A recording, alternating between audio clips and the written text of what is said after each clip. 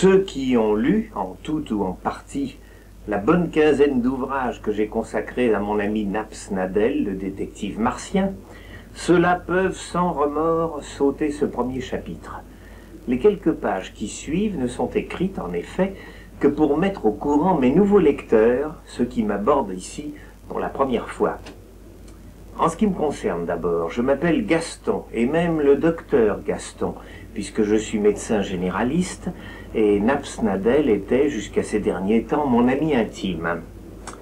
Il va sans dire que Naps Nadel, ou plus exactement Naps Nadel-Luc, n'est qu'une transposition très approximative et imparfaite du train d'ondes acoustiques, soniques et ultrasoniques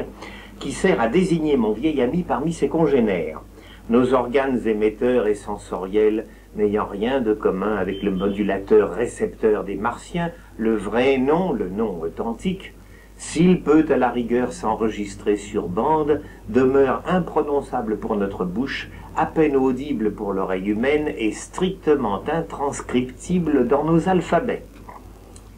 Au début du volume intitulé « Naps Nadel, détective martien », j'ai raconté comment et dans quelles circonstances je suis devenu le compagnon de ce fascinant personnage. Au début de l'année 1979, comme je revenais d'une mission de Médecins sans frontières en Afghanistan, dans un état de santé déplorable et pratiquement sans un sou, j'eus le bonheur de faire sa connaissance. Et il m'offrit généreusement de partager avec lui l'appartement de 4 pièces qu'il avait loué à Paris, rue de la Mairie Follicourt, anciennement de la Marie Follicourt, dans le 11e arrondissement. Nous y logeâmes ensemble jusqu'à la fin de l'année 1985, ce qui me permit de me refaire une santé d'abord, une clientèle ensuite, mais surtout, avant tout, de découvrir un détective d'un type nouveau, d'une intuition proprement stupéfiante, aux méthodes de travail peu banales, non dénuées par ailleurs d'une allègre malice, pour ne pas dire d'une cordiale perversité. En plus de nos 2 chambres personnelles, notre appartement commun comprenait 2 cabinets de consultation, l'un pour lui en tant que détective privé, l'autre pour moi et mes malades.